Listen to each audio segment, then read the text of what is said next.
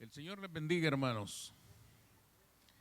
Voy a pedirles que abran sus escrituras al libro de Éxodo, en el capítulo 29. Vamos a leer un solo versículo, el verso 33. Éxodo 29, verso 33. Nuestro estudio de hoy lo hemos titulado Comer del sacrificio. Comer del sacrificio. Dice, hermanos, en el verso 33 de Éxodo 29, y comerán aquellas cosas con las cuales se hizo expiación para llenar sus manos, para consagrarlos, mas el extraño no las comerá, porque son santas. Pueden sentarse, hermanos. Este versículo que hemos leído, hermanos, está tomado del relato de una de las ceremonias más importantes y más comunes, digamos, en la vida de Israel, en la vida de aquel Israel antiguo testamentario. Era la ceremonia de la expiación. Las personas traían un animal para el sacrificio con la finalidad de expiar sus pecados. Y la ley, como lo hemos leído aquí, mandaba que una vez que se había terminado el sacrificio, todos debían de comer de la carne del sacrificio. Pero hacía una aclaración: no la debían tomar los extraños. Él no la comerá, dice, porque son santas. Sin duda alguna, hermanos, este versículo nos plantea a nosotros muchas situaciones respecto a las cuales nos interrogamos. ¿Qué quería decir esto? ¿Por qué tenían que comer la carne? ¿Por qué aquello que había sido consagrado a Jehová para buscar la expiación del pecado debía de ser comido por el pueblo? ¿Y cuál era el propósito, cuál era la finalidad o qué quería decir la ley cuando afirmaba que el extraño no debía comerlas? ¿A quién se refería? Todas estas preguntas nos las plantea este texto que hemos leído y vamos a tratar de contestarlas en el contexto de aquella ceremonia de la expiación del pecado. ¿Qué quería decir la ley cuando afirmaba esto que hemos leído en el verso 33? Lo primero es obvio, es evidente: el pueblo tenía que comer de lo sacrificado a Jehová. Todos sabemos que en el Antiguo Testamento Dios buscaba la expiación de los pecados a través del sacrificio de animales. Aunque habían distintos tipos de sacrificio, la Escritura nos demuestra que siempre, una vez terminada aquella ceremonia, la gente o la carne de los animales ofrecidos era consumida por las personas, era comida por ellos mismos. ¿Qué buscaba Dios cuando les mandaba que comieran la carne del sacrificio? Lo que Dios estaba buscando, hermanos, es que el pueblo entendiera que las ceremonias de la expiación tenían dos aspectos. Uno era el aspecto externo, lo que se cumplía fuera de la persona, es decir, la ceremonia en sí misma. Todo lo externo era todo aquello que hacía el sacerdote desde que recibía el animal para el sacrificio. Lo degollaba, dispersaba su sangre por el atrio del tabernáculo, hasta que consumaba completamente aquella ceremonia buscando la expiación de los pecados del pueblo. Eso era lo externo. Pero el Señor les mandaba que comieran aquel sacrificio porque quería decirles algo muy importante. La relación con Jehová no solo tiene que ver con las cosas de afuera, tiene que ver con las cosas de adentro. El propósito de esta medida en la ley, hermanos, era que el pueblo supiera que cada vez que se presentaba delante de su Dios, no era cosa solo de cumplir con la ceremonia y se acabó. No era cosa, hermanos, solo de presentar la ceremonia y enseguida celebrar y comer y cantar y alegrarse porque Dios los había perdonado. Era necesario, en el acto de comer la carne, Dios les estaba diciendo: ahora pasemos a lo de adentro. Ahora pasemos a lo del alma. Es decir, ahora esta ceremonia que ustedes han realizado, esta expiación que han recibido de parte de Jehová, debe de hacer un efecto en sus vidas. Debe de hacer algo en ustedes. No es cuestión de quedarse solo en la actividad religiosa.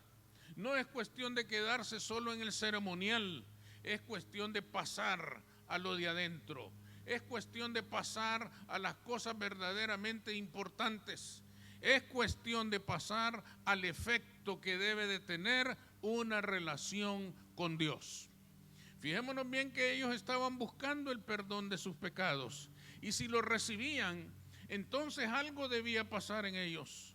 Por lo menos debía haber gratitud. Por lo menos debía haber una disposición a amar a Dios, a servirle a Dios, a proclamar el nombre de Jehová como el único que puede perdonar pecados. Es decir, algo tenía que pasar. Dios no quería, hermanos, desde el Antiguo Testamento, Dios no quería que el pueblo fuera un pueblo religioso.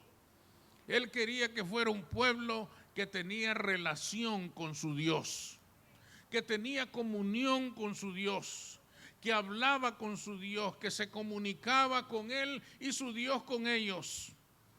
No quería, hermanos, que fuera un pueblo religioso vacío de adentro. No quería que fuera un pueblo con una religión majestuosa por fuera, pero sin nada por dentro. No quería que fueran un cascarón religioso. Él quería un pueblo que verdaderamente tuviera comunión con su Dios. Por eso mandaba estas cosas. Por eso ordenaba que el sacrificio debía comerse. Y esto no era nuevo. ¿Se acuerdan cuando Jehová liberó al pueblo de la esclavitud en Egipto? Después de las plagas, la primera Pascua se celebró comiendo un cordero por familia. Dice la Escritura, calculen el comer de cada hombre, de manera que se lo coman entero, que no dejen nada. Con nosotros eso no hubiera sido problema. Quizás con ellos sí, por eso el Señor les aclara y le dice, se lo tienen que comer todo. Si ustedes son pocos en la familia, pues inviten a otros. Fíjense qué interesante es esto. Inviten a otros, compartan con otros, pero se lo tienen que comer todo. Calcular el comer de cada hombre quería decir, ustedes saben cómo se la gastan. Así es que calculen a cada uno cuánto come. De manera que cuando comenzaban a contar a las personas, aquí hay 1, 2, 3, habían unos que sabemos cómo comen, a esos los contaban varias veces. Y decían 1, 2, 3, 4, 5, 6, 7, calculen el comer de cada hombre, pero se lo tienen que comer. Se lo tienen que comer todo, porque algo tiene que pasar en ustedes. No solamente se trata de que ya fueron libres, no solamente se trata de que sacrificaron al animal, untaron la sangre en los dinteles de la puerta y fueron salvos del juicio. No, se trata de que después de recibir esa salvación, ahora ustedes tienen que experimentar algo en su relación con Dios. Tiene que suceder algo en ustedes que los cambie, que los transforme, que los acerque a su Dios, que los haga mejores testigos del Dios de su salvación. Esto era lo que el Señor buscaba, que no fuera todo aquello solo un ceremonial externo sin significado alguno, sino que fuera realmente una experiencia de relación con su Dios. La gran pregunta es, ¿tiene validez este mandato para nosotros hoy en día? Obviamente que en la parte ceremonial ya no tiene valor. Nosotros ya no tenemos que sacrificar un animal para acercarnos a Dios. El Cordero de Dios que quita los pecados del mundo, Él pagó con su sangre el precio de nuestra salvación.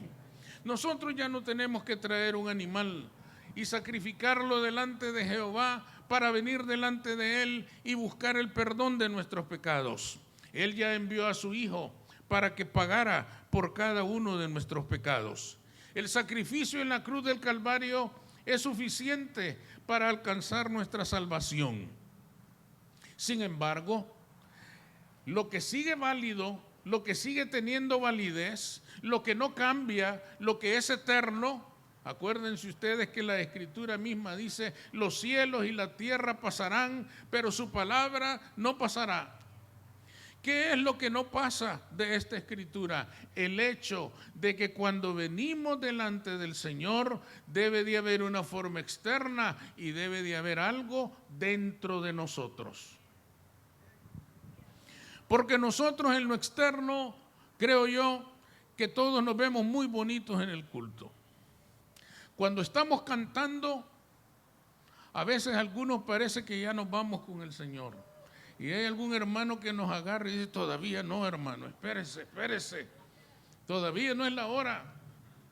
Y está bien eso, magnífico, alegrémonos, gocémonos, cantémonos, alabemos al Señor con nuestro corazón, pero después de lo externo tiene que pasar algo delante de nosotros, dentro de nosotros, tiene que alcanzar nuestras almas, tiene que alcanzar nuestros corazones. No se puede quedar solamente en el acto religioso. Algo tiene que pasar en nuestra vida que demuestre que aquel no es un acto religioso, sino que es un acto en el cual tenemos comunión con nuestro Señor Jesucristo, nuestro Dios y nuestro Salvador. La Escritura dice en San Juan capítulo 6 y verso 54, el que come mi carne y bebe mi sangre tiene vida eterna, y yo le resucitaré en el día postrero. Por supuesto que no se está refiriendo a comer su sangre físicamente. No se está refiriendo tampoco a algún sacrificio animal que sea simbólico de aquel sacrificio en la cruz del Calvario. Todo eso ya se hizo de una vez y para siempre. Lo que está diciendo es, tienen que comerlo por dentro. Tienen que pasar algo por dentro. El alabar a Dios, el celebrar a Dios, el glorificar a Cristo en el culto dominical es algo maravilloso, pero no se debe de quedar solo en una actividad religiosa, sino que algo tiene que pasar en nuestras almas. Esta es la esperanza del Señor, que algo ocurra dentro de nosotros, que algo sea edificado dentro de nosotros, que experimentemos un crecimiento interior de carácter espiritual cuando adoramos y alabamos el nombre de Cristo. El Señor nos está recordando con estas palabras que lo exterior probablemente todos lo cumplimos, pero nos hace falta cumplirlo de adentro. Nos hace falta lograrlo de adentro. Nos hace falta lograr que aquella experiencia religiosa se convierta en una experiencia de comunión con Dios, en una experiencia de estar con Él, de conocerlo a Él, de percibirlo a Él, de dejar que Él vaya transformando nuestra vida día con día y paso a paso.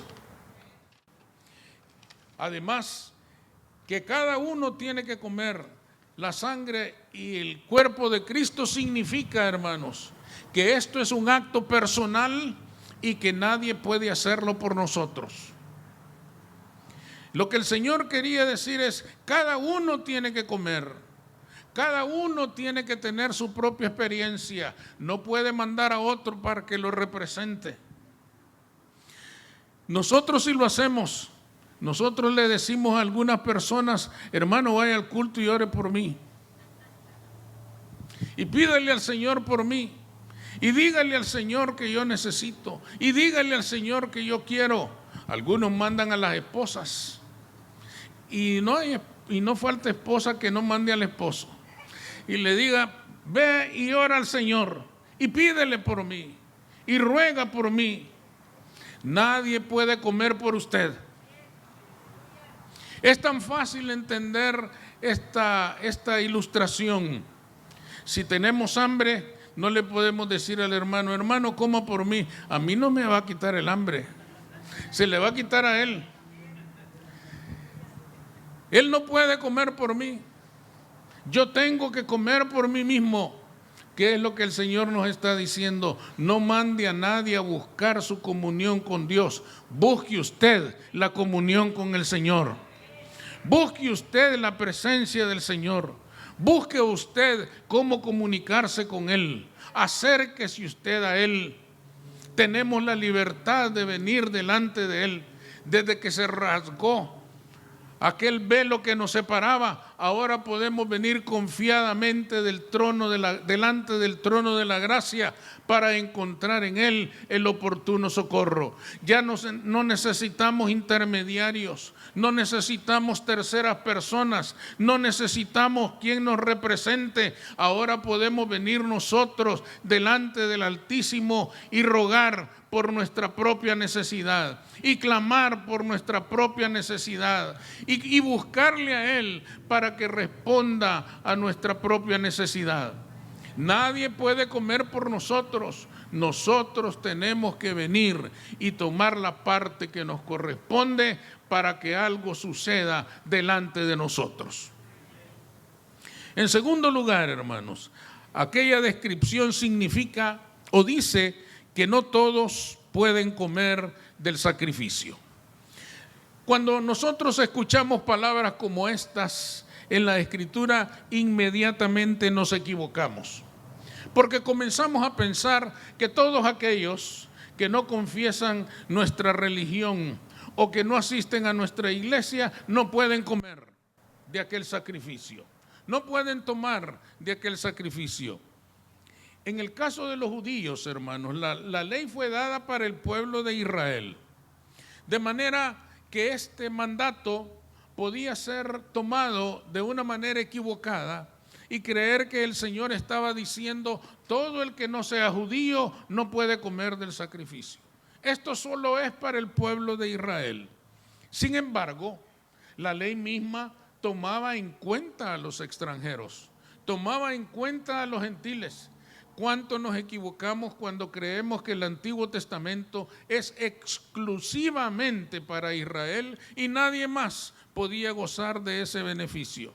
Ustedes pueden leer en el libro de Levíticos, en el verso 22, cuando el Señor dice: habla a Aarón y a sus hijos y a todos los hijos de Israel y diles: cualquier varón de la casa de Israel o de los extranjeros en Israel que quieran ofrecer ofrenda al Señor, lo pueden hacer.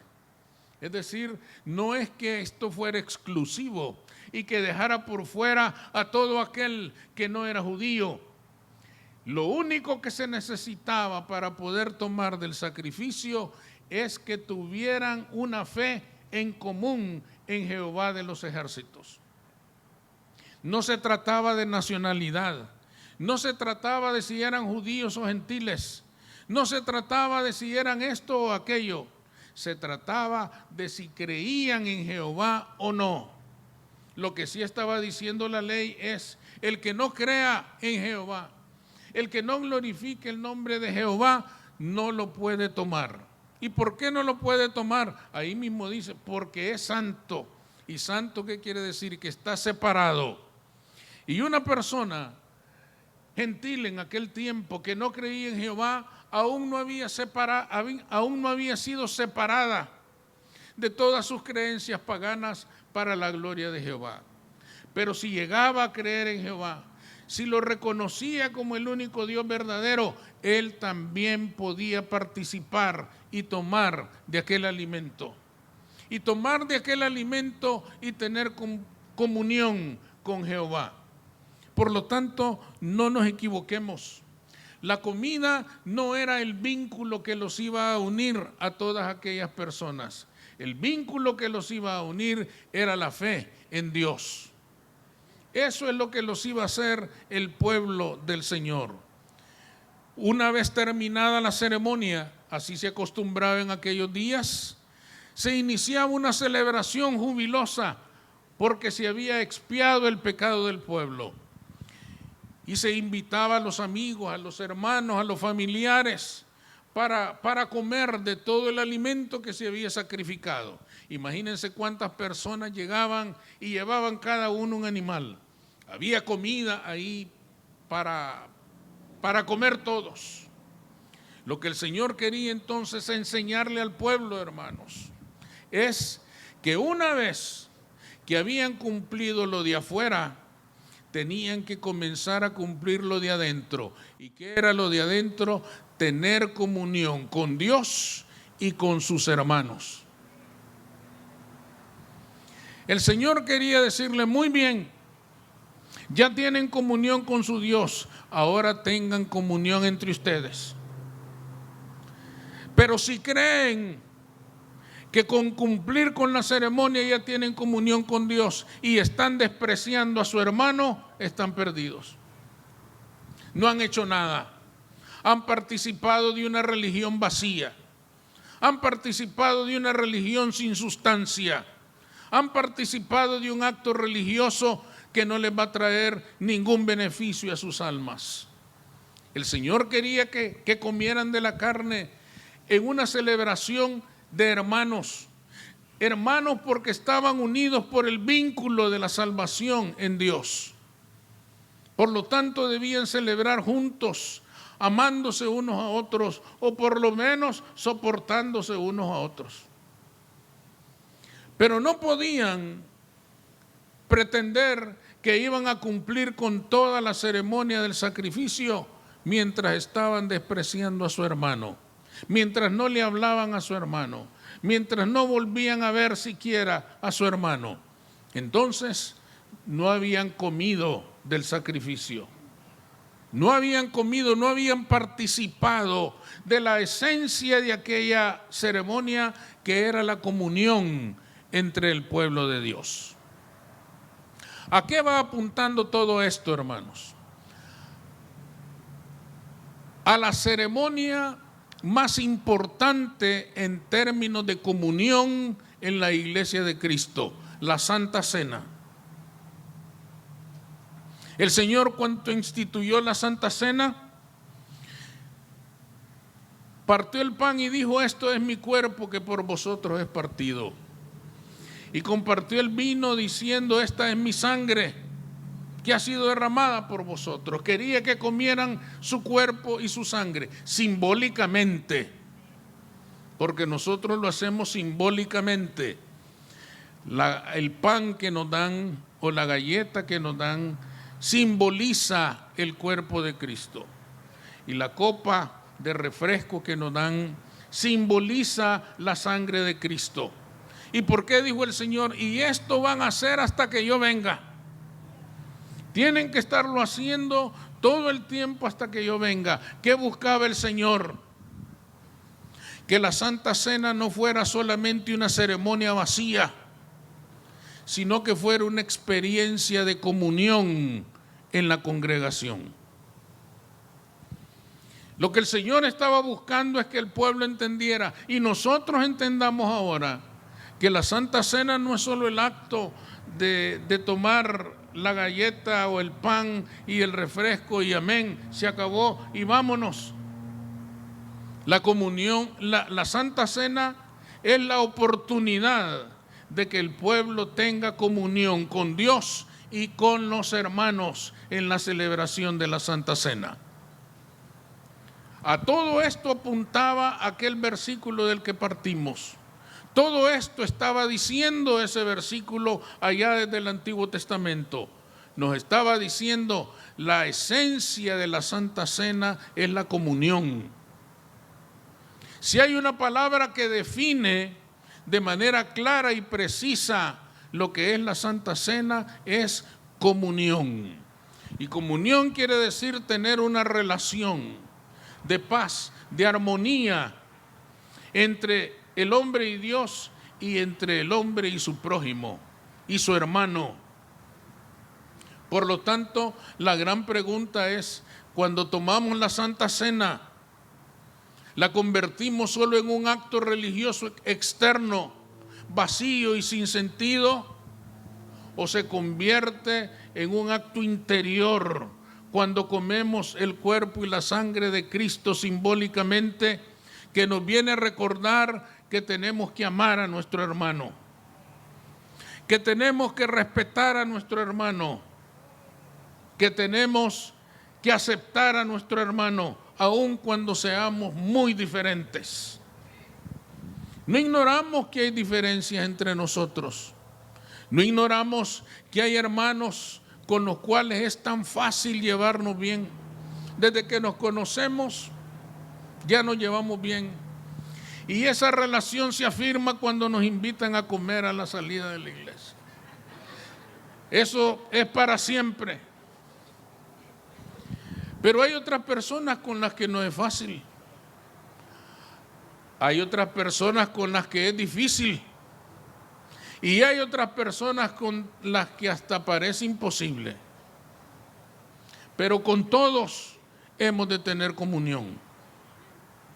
Si queremos que la Santa Cena deje de ser solo una ceremonia y se convierta en algo que llegue al interior de nuestras almas, entonces hagamos de ella la oportunidad para tener comunión con Dios y con nuestros hermanos. Y entonces sí que habremos comido el cuerpo y habremos bebido la sangre simbólicamente, pero significativamente, de Cristo Jesús.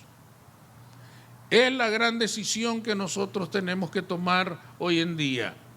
¿Vamos a seguir cumpliendo solo con la ceremonia religiosa o vamos a comer el sacrificio para que la ceremonia se convierta en algo que va transformando nuestra alma y nos va haciendo crecer en un carácter cristiano que nos acerque cada vez más a la paz con Cristo y con nuestro prójimo? Entonces la Santa Cena habrá cumplido su objetivo, su propósito, la razón por la cual Cristo la estableció, que nosotros seamos capaces de amarnos unos a otros como Cristo nos ha amado. Vamos a orar.